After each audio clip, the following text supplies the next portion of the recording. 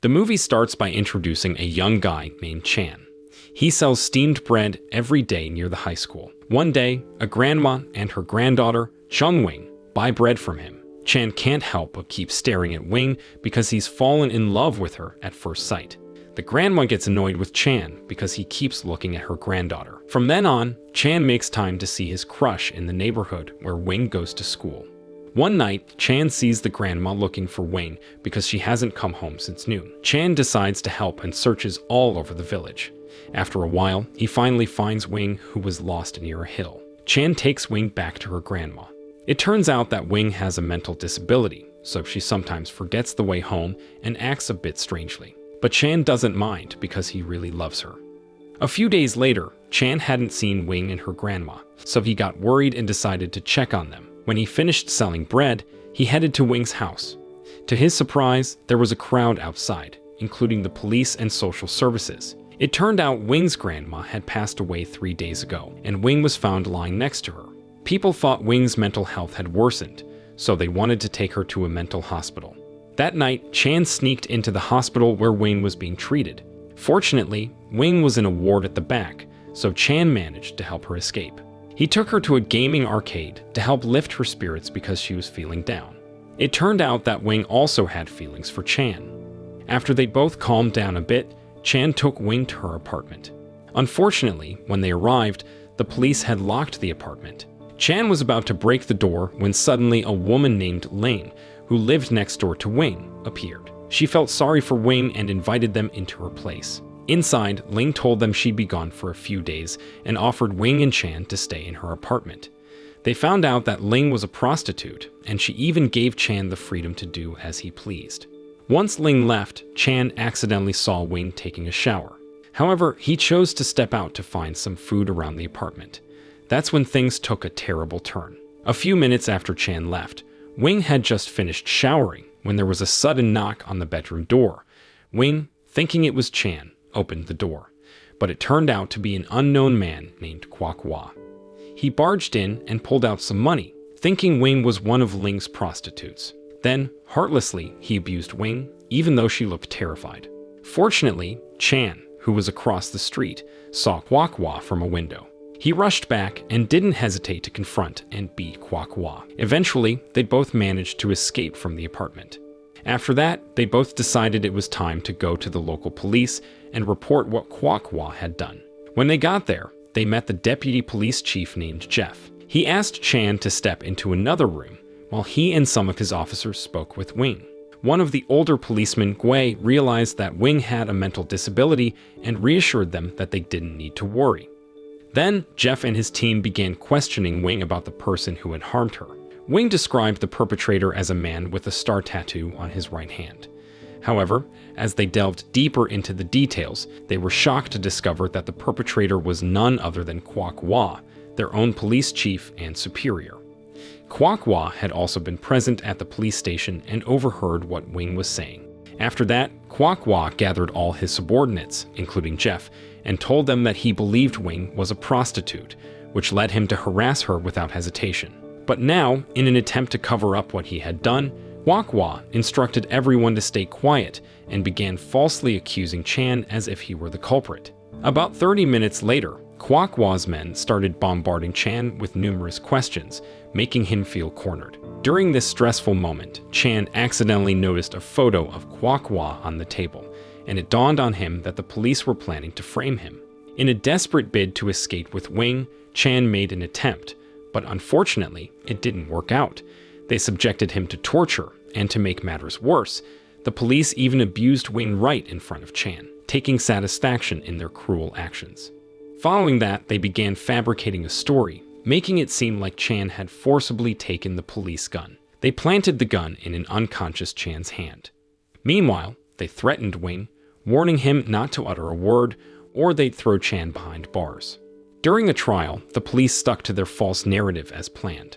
Consequently, Chan ended up serving a 6-month prison sentence, accused of assaulting law enforcement officers. While incarcerated, Chan was observed persistently attempting to remove his fingerprints, clearly plotting something for when he would be released. In short, after 6 months, Chan was released from prison. He waited for Wing, but when he saw her, he couldn't help but cry. It turned out Wing was pregnant due to what the police officers had done. Anyone would be deeply hurt in their shoes. Wing tried to put on a brave face to help Chan move on. A few days later, they'd found some happiness being together again. However, Chan's grudge against the police officers still burned within him, and he was determined to seek revenge. One day, he followed a pregnant woman who happened to be one of the police officers' wives, and after she finished shopping, he returned home. When her husband, Ting, got back, he was suddenly attacked by Chan. A few days later, the police received a report from residents about a foul-smelling plastic bag found by divers in the river. They took the bag to the police station for examination, and were horrified to discover crushed baby fetuses inside. To their shock, they also found Ting's ID card in the bag, so they rushed to Ting's house. Upon arrival, Ting was nowhere to be found. Their shock deepened when they found Ting's wife dead with her stomach split open, but there was no fetus inside. This confirmed that the bag in the river contained Ting's unborn child. At the same time, Hui, who had recently returned home with his pregnant wife, was startled when he noticed her staring at the window. About 30 minutes later, Hui attempted to reach out to one of his fellow police officers, but when his colleague answered, Hui remained silent, causing his colleague to sense that something was amiss. In no time, other police colleagues rushed to Gui's house. They were left in shock when they found Gui's wife dead with her stomach split open, mirroring the previous case. To make matters worse, they discovered Gui lifeless in a hot tub. At this point, Jeff suspected that these incidents might be the work of Chan, seeking revenge against them. News of these serial murders, with police officers as victims, spread across national TV. Authorities initiated a thorough search by inspecting all vehicles entering and leaving the city. Before long, they stopped the bus that Chan was on. Fearing Jeff's suspicion, Chan decided to slip away unnoticed. Unfortunately, Jeff caught up with him, leading to a chase, and Chan was eventually arrested and taken to an interrogation room.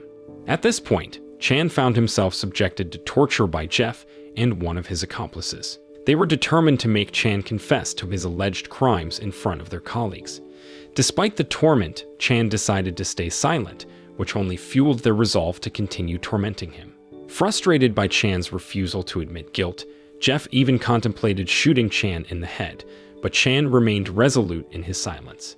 Meanwhile, back at home, Wing watched the news on TV, reporting Chan's arrest on charges of killing a police officer and his family. This news deeply disappointed Wing because it meant they would be separated from their loved one. Wing attempted to contact the police, but for some reason, dropped the phone. Subsequently, Wing entered the bathroom with the intention of ending the pregnancy using a knife. Afterward, Wing was seen disposing of the knife in a water channel.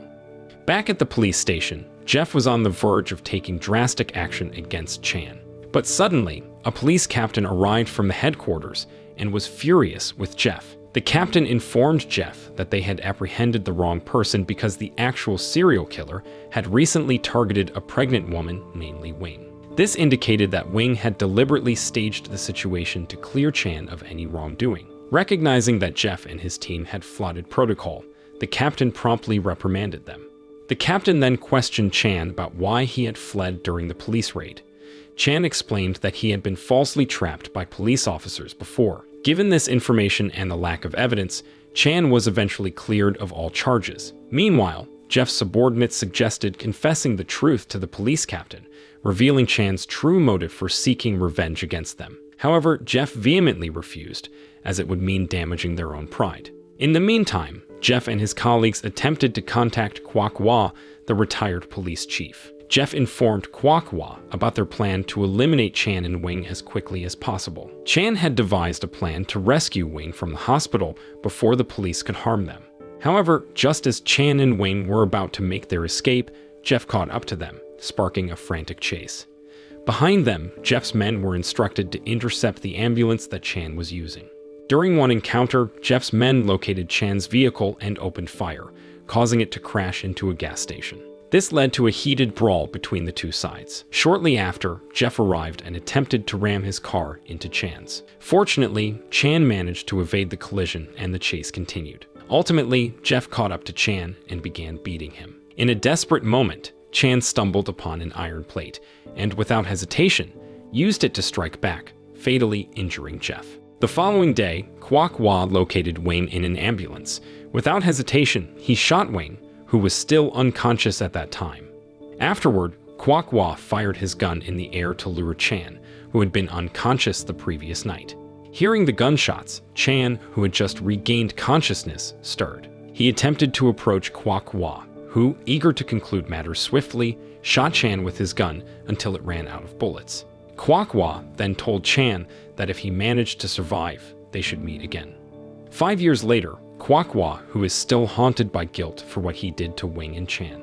He now lives in a different city and works as a teacher. Additionally, Kwok Wa frequently appears on national TV, volunteering for religious and charity causes. On the flip side, Chan is still alive and comes across a TV broadcast featuring Kwok Wa. Now he knows where Kwok Wa is and plans to exact his revenge. Before heading to confront Kwok Wa, Chan shaves his head, just like before. In short, Chan went to see Kwok Wa, who was teaching kids to play the piano. When Kwok Wa saw Chan, he invited him for coffee and tried to make amends, asking for forgiveness for his mistakes. However, Chan, consumed by revenge, didn't hesitate to end Kwok Wa's life right then and there. At the end of the story, Chan and Wing continue their life together. Wing survived, but she now uses a wheelchair due to being shot in the leg by Kwok Wa. The moral lesson from the story is to never underestimate the power of an unexpected romance, even one that begins with selling steamed bread. It can lead to a series of unfortunate events and a lesson in forgiveness, but it's always better to prioritize love over revenge.